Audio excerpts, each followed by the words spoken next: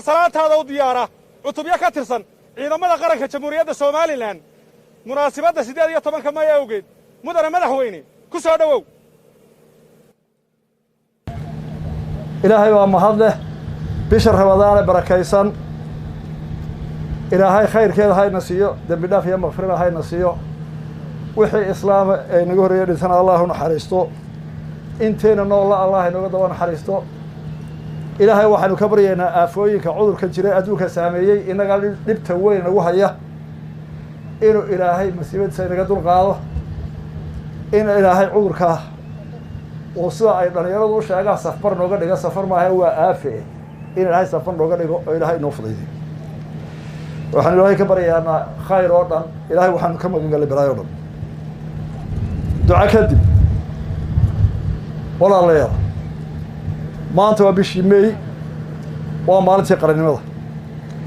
waxaan hambalyo u dirayaa dhammaan shacbiga Somaliland meel uu joogaba gudaha iyo dibadba waxaan hambalyo u dirayaa dhammaan golayaasha qaranka ee Somaliland axsaabta qaranka ciidamada qalabka sida ay kala duwan dhammaantood meelay joogaanba waxgaradka culimada baayac mushtarka rag iyo dumarba dadweynaha Somaliland iyo madax dhaqameedkooda dhammaantood waxaan ilaahay uga baryaa caafimaad qab iyo inaynu sanad guurada teeda kale ku gaadhno bashbash iyo barwaaqo 18 May waa maalintii aynu xaqiijinay qarannimada Somaliland waa maalintii inagoo isku duuban oo aan cidna inaga maqnayn oo gacmaha haysanna ku heshiinay inaynu qaranka dhisno shirkii magaalada Burco 1991 go'aankii ka soo baxay in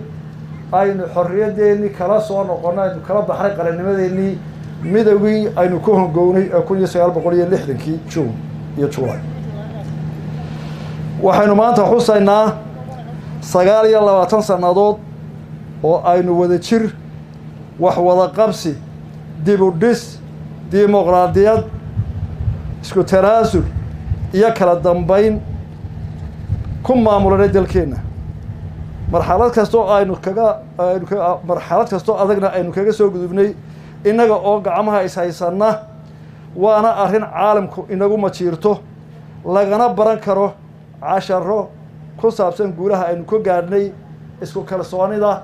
iyo talada inaga ka soo goday dadkeena ee aan dibaddeena kaga iman heerka dawladnimo aynu ku gaadhnay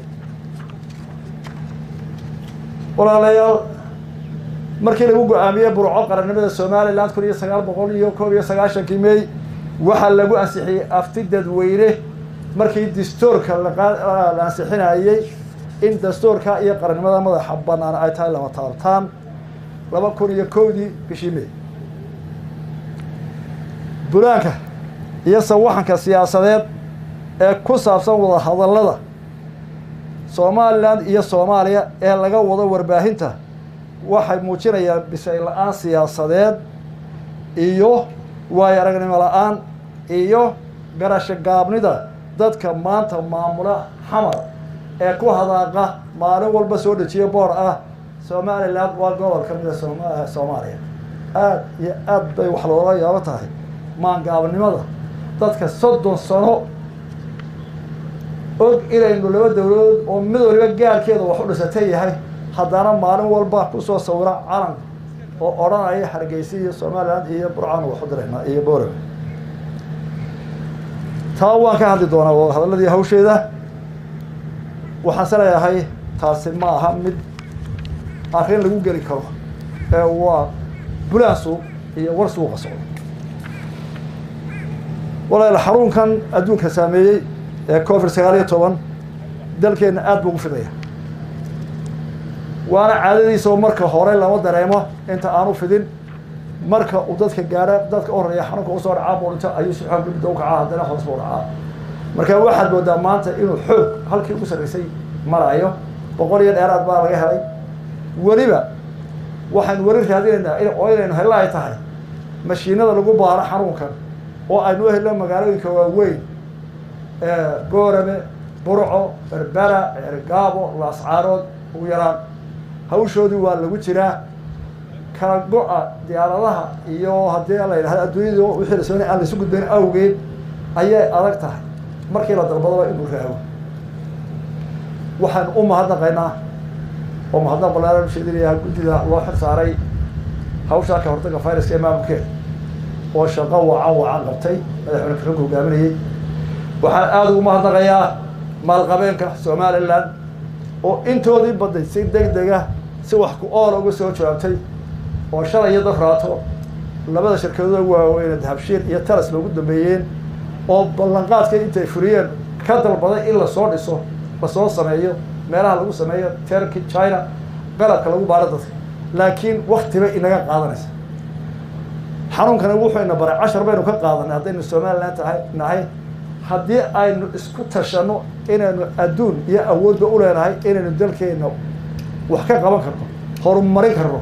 kala dagaalami karno cadow cudurka kala dagaalami karno inaga oon gacmaha hoorsan hawshaa ku socotay maanta labada bilood ee wada hawshaa badankeeda 80% waxay ahayd dhaqaale Soomaaliland iska urursay dawlad ganacsato qof wax ku deeqa qof xoogiisa ku deeqa qof amarka qaato oo adkaysta dhibaatada ka soo gaadhay isba dhaqaale u bixiyay qofka ganacsiga George ama shaqadii uu qabanayay joojiyay ee mushaahara qaadanay dee waa ka ugu deeq badan dalkiisa ugu deeqa wixii wahay ilaa wuxuu hayo mushaahara seeray dawlad ahaan xanuunkan talaabooyin dhowr ayaa laga qaado hore loo sheegay oo ogtihiin waxa la asaasay guddida waxa la xidhay dhammaan goobihii waxbarashada si loo yareeyo imaatinka ardayda waxa si ku meel gaar loo xidhay xuduudaha dalka wixii laga maarmaan mooyaane waxa heegan la geliyay ciidamadii qalabka siday oo dhan meel ay joogaanba si ay cadawgana uga diyaar garoobaan dalka haddii dhibaato sii balaartana wax uga qabtaan waxa loo sameeyay goobo lagu kala tilmaamayay dhammaan socotada ka soo galaysa xuduudada muddo 14 cisho meel kasta ka soo galeen waxa hoos loo dhimay qiimaha cashuureed ee bisha Ramadaan ee raashinka daruuriga ah 20% dawladdu waxay abuurtay sanduuqa la dagaalanka COVID-19 oo ay ka codsatay dadkuna inuu soo taageero alxamdulillah maanta lacagta la hubay ku soo gaadhay waa ilaa 7 milyan iyo dheeraad dawladdu waxay abuurtay sanduuq la yiraahdo miskiin kalkaal oo lagu urinayo qaaraan lagu taakuleeyo dadkeena baahan ee jilicsan ee qaadamada laga hay ee suuqi laga xidhay kaana dawladdu qaaraankii horreeyay dhigtaal milyan buu ahaa ilaa 2 milyan kalena wax soo soo maanta dadweynaha waana maqlayseen guddida ka hortagga oo daraata 650 qoys u qaybinaysay raashin oo ugu badan dadka ay dhibaatadu gaaraysay dawladdu waxay fartay sanduuqa lagu talagalay in lagu taakuleeyo ganacsada yaryar ee uu saameeyay xarunkan ay COVID-19 oo qorshaheedii iyada lagu jiro waxa kale oo xukuumaddu ka soo iibisay beerleyda labadii sano ee roobka wanaagsan daay wixii ay beereen ee kayd hayeen in laga soo iibiyo ay dawladdu ka soo iibiso oo lagu daro gargaar dadka la siinayo oo aan laga sugin qamadii laga keenay meel aynaan garanayn waqtiga ay imanayso wax kasta oo la dadaalay walaal xanuunku wuu sii fiday maalin walbana waxaan arkaynaa hebel oo dhintay waana aafo adduunka oo dhan maraysa waxaan u baahanay inaynu sii xoojino la dagaalankiisa oo ah inaynu qaadano awaamirta dhakhtarrada waxaynu u baahannahay inaynu ismaqalno waxaynu u baahannahay inaynu ku dadaalno inaynu kala fogaano intii suurtagala maanta ku dheeraan maayo howlaha xukuumaddu sanadkan ay soo qabatay waayo bishii dhaweyto warigii February ka akhriyay labada gole ee wixii la qabtay iyo qorshaba u sheegay si guud mar haddaan taabto amniga qaranka difaaca qaranka iyo nabadgelyada dalku waa saldhigga dawlad kasta oo jirta caalamka dawladdu waxay haybad iyo tixgelin leedahay awoodeeda ciidan iyo xuduudeeda dhaqaale ilaahay mahadi 30 sano oo la yiraahdo ma ictiraafin oo nuclear isku tashanay 30 kaba si nabadgeliya iyo aamina ayaan u socono 30 sano cadawga Soomaaliland waa badnaa Syria caad baa u lahaa bareed iyo warwareeg iyo dhuumasho iyo sorxgal buu isku daayay ilaahay mahadi shacabkooda isku duuban iyo ciidamada qalabka sida kala duwan iyo dadkeena qaranimada ilaashanaya iyo madaxdooda oo 100% u soo jeeda qaranimada ilaalinteeda waxaan ku gaadhay 30 sano oo nabadgeliya gudaheena ah cadow dibadooda inay soo weerareen ay warigii fooda soo galin dalkeena waxaa la xoojiyey tayeynta ciidamada dhinaca qalabka tababarka mooralka iyo cududoodaba waa markii ugu horreysay ee tababar leyli sarkaal dalkan gudihiisa lagu qabto oo ay ka soo baxayeen saraakiil ciidan oo ay ku jiraan hablo waxa ciidamada amniga guduhu waxay hoos u dhigeen 960 dembiyada ka dhaca magaalooyinka waaweyn iyo dalka guud ahaan waxa iskaashi iyo amni lala sameeyey dalalka dariska ah si loo xakameeyo dembiyada xuduudaha ka gudba waxa la dhammaystiray isbitaalka ciidamada qalabka sida oo furan hadda la bilaabay oo adeeg hufan oo caafimaad sii doona ciidamada cadawga jamhuuriyadda Soomaaliya waa badan yahay hase yeeshee waxa uu muusgooyay shacbigiisa iyo ciidamadiisa isku duuban dhaqaalaha dalka hore uga hadlay waa badan yahay marka soo koobo dhaqaalaha dalku 15% sanadkan kordhabay ahayd waxa ilaa 10 waxa hoos u dhac badan ka imanaya cudurkan ay COVID-19 qorshihii dib miisaanada ugu sameyn lahaa ku talagalana waa lagu jiraa inta uu qaadanaya garan mayno heerka uu gaaro garan mayno waxay nagu qasaba inuu dib u eegno miisaaniyadeena iyo qorshayaasheena priority-goodii halkii koobaad markii hore ay noo ahaayeen dhowr iyo 20 mashruuc oo ku kacay lacag ku dhow 20 milyan oo xilbiga hore la sii daayay ahayd way hakadeen way waxa loo leexday dhinaca cudurkan COVID-19 walaalayaal waxaanu guula gaadhnay waxa dalka soo socday haddana cid waliba dhaliisheeda waa leedahay dhaliisha Soomaaliland ugu weyn ee dhaqaalaheena iyo nabadgelyada oo dhibtay waxa weeye isku dhaca deegaamaysan ee beelaha wada deegaanada dhulkeenu way naga badan yahay dadkeenu wuu yahay dhulkeenu wuu yahay haddana waxa dhacda maalin walba beela isugu dhaca dhul la isku qabsado oo ah beer iyo barkad iyo wax la mid waxa naga dhintay boqolaal qof loo sano u dambeeyay waxa ku burburay hanti badan dad badan baa ku barakacay hadaa dagaalada raadiso oo si walba oo xadhood baadhana waxaan sagaar ka biirsan baan ku ee dadka ku leeyahay oo dadka ku barakacay oo dhaqaaleena ku burburin waxyaalaha dhaqaaleena culayska badan ku haya waxa kamida isku dhaca beeraha iyo hawlgaladooda labadii sanadooda u dambeeyay waxa la yaab leh inaga oo dal soo koraya oo horumar doonaya waxa inaga baxay dagaal beelada loo gurmanayo ee kolba barkad iyo beer iyo waxaan ka weeray la isku dilaayo 9 milyan oo dollar 9 milyan oo dollar baa inaga baxay dhexdhexaadin iyo u gurmad iyo kala qabashada beeraha laba sano u dambeeyay imse iskuul baynu dhisnahay caafimaad baynu u baahannahay biyaynu u baahannahay wax alliya waxa la isku dilayna garamis markuu dadku la laayo ee la barakaco ee la burburaa la oraya walaalayaal ka heshiin oo xal dhalaa ka noqon maxay isku dilay maxay waxaan soo jeedinayaa dhammaan wax garadka media mutacalimiin sheekh shariif in dadka laga waanay dhulku waa ina deeqaayay inaan maalin walba ku dhamaan oo inaan isku gurman waxaan sagaar ka biirsan gacan baa la isku dilay barkada ugu leexday waxaan ugu gudbayaa kaabayaasha dhaqaalaha waa qorshiyo aynu hore u soconay aynu ku soconay oo wax laga bedeli doono sanadkan waxa u badnaa in ceelal badan la qodo in jidadka dayactirkooda la badiyo lama taabo wadadii burco iyo ceero gaaba iyo dawaaseedii ta kooridoorka oo ay dhisayeen qolada carabta iyo qolada ingiriiska oo iyagu naga caawiyay inta leexashada ah iyagana maanaan taaban laakiin qorshayaashii wadooyinka wax badan waxa hakin doona ama wax ka bedeli doona xanuunkan COVID-19 waxbarashada iyo caafimaadka oo labada ugu muhiimsan labada waxa ku dhacay culays miisaaniyadoodii horumarineed ee macallin lahayd ee dugsi dhis lahayd waxa ku dhacday labadaba culays fara badan oo keenay cudurkan dhammaan xooggeena arrimaha bulshada waxay u leexayeen xooggoodii in lagu caawiyo wasaaradda caafimaadka oo ku jirta dagaal ay arrintu baaxad u leeyahay iskuuladii waa la xidhay cudurkana xidhay macallimiin badan oo private ah oo shaqada bishaarkooda ku ekaa inay ardayda waxa laga qaado ku socdaan waa xidhmay waa cusay kala soo kordhay oo iyadana dib u eegid miisaaniyada ay ugu jiriyay si loo xalin lahaa garsoorka waxaa soo dhibaatooyin jira garsoorkeena ilaahay mahadi labadii sanado u dambeeyay markii la tiriyay kiisaskii soo galay 85% ayay maxkamaddu go'aan ka gaareen warina cabasho waa jirta maxkamaddu way dheer yihiin maxkamadaha dheer waxa ugu wacan dadka oo marka la weydiinayo marka dacwada la galayo iyagu soo qaldaay oo korba marka go'aan la gaaraba wax cusub ka dawaaynay gaar ahaan kuwa dhaxalka oo kale oo dhammaadkood ku adkaaday ma aha inta badan dhaliishu ka timaada garsoorayaasha garsoor waxaan soo karaa waa bini aadmi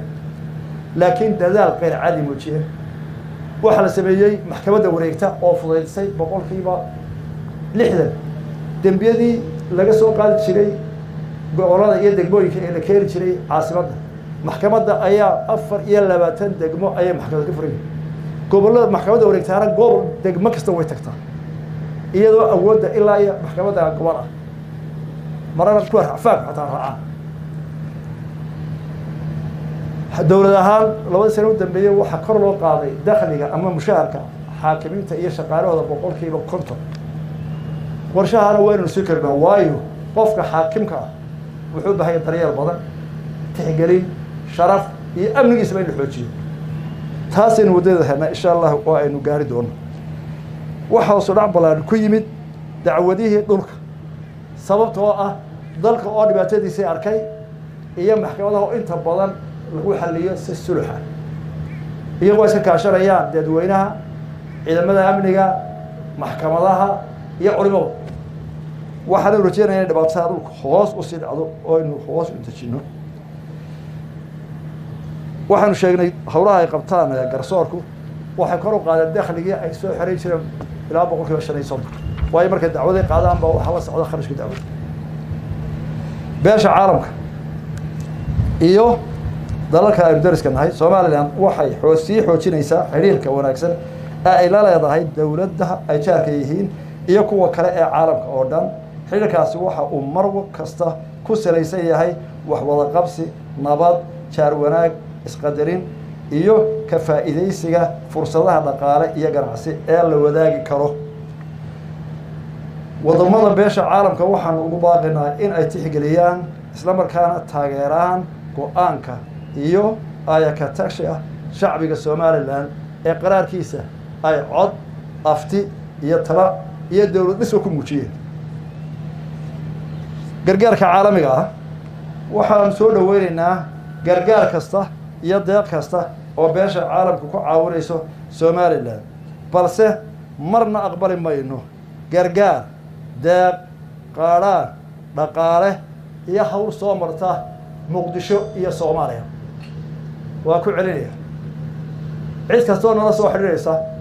ama taageero ama talo ama dhaqaale waxaan u sheegaynaa Soomaaliya inaanu 60kii midownay 30 sano dagaal iyo rafaad ku wada jiray 30 sano kala maqnayn waxba aaniga dhaxan meel ka dhac ay tahay aan qaadan karin in la yiraahdo hawshaas xamar ku xidho idinka xamar ka heshiiya ma ka heshiin xamar cadow baa u aragnaa waa dawladda qura qaranimada Soomaaliland diidan ee ka baraysan ninka qaranimada iyo diidan col baan sidaa darteed hay-adaha sibcada qurumaha ka dhaxaysa dawladaha waxaan u sheegaynaa annaga Soomaaliland oo dal gaar u taagan oo danta dhisoo nahay cidina xiriirsa waa wanaagsan tahay laakiin ma qaadan karno gafna oo aragnaa xamar baa waxay ka dhaxayaan ka heshiis wada hadallada Soomaaliya iyo Soomaaliland iyadoo go'aanka shacbiga Jamhuuriyadda Soomaaliland uu yahay madax banaanideedu muqaddas lama taabtaan ah sida dastuurku cadaynayo haddana casrigan aynu maanta joogno ilbaaxnimada adduunka iyo caqliga fayooba waxa ay isku raacsan yihiin wixii khilaafaada ee yimaada in lagu dhameeyo wada hadal si looga fogaado dhiig daata iyo colaado hor leh oo riiq dheeraada in indhaha lagu laaliyo ma aha haddii la doonayo in la wada hadlo ama cidina dhex gasho waxa kowka oo shardiya horta in la aqoonsay inay yihiin laba dal oo kala madax bannaan wada hadlaya ma waxba ka dhageysan mayno talan la geli mayno cid kasta oo uu yahay oo yiraahda Soomaali way dal waxa weeyaan dagaal ka dhex taagan yahay Soomaaliya dagaal ka dhex taagan yahay la dhex galo Soomaaliya Soomaaliland laba qaran oo qofkii ku dhex dhexaadinaya diyaar baan walaalada xamar nimanka xamar jooga aan isku Soomaaliyeedna walaalanahay hadday taa indhahoodu arkayaan waan wada hadlaynaa intay sareeyeen gobolada waqooyiga iyo magaalo Hiblaayo Saayeerna ay kolba calan diyaarad yar oo gaaladeed ha soo sawirayaan heshiin meel wada hadlay waxaana abuuraysaa colaad hor leh iyo caro hor leh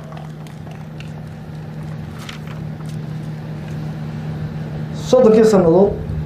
Somaliland iyo Soomaaliya ku mideysnaayeen dawladdii Somali Republic waxay dawladdii 1960 ilaa 1990 oday Salaam baa aad garanayo oo aad waxa uu qoray nation oo ku saxiix jiray mustaqbalada anagoo ardayda akhri jiray oo uu og yahay xogaan u yahay wixii ka jiray iyo tii ka dambeysay ee 1960 ee la baxday Somali Democratic Republic ee 1990 isku dar labada soddonkaas sanado waxay soddon sanado inaga dhexdeena dagaal ka socday oo waxa hoos loo diro iyo waxa bare loo diro iyo wax mudaharaad ku dhinta ay noohay waxa ka markaa soddonka aynu sirca ku jireen laba dagaal baynu galay dariska labadaba Somaliland buu dagaalka culayskiisa ku dhacay riiqday dagaalkii 77 iyo 64 Somaliland culayska ku dhacay kuma dhicin xamar iyo agteeda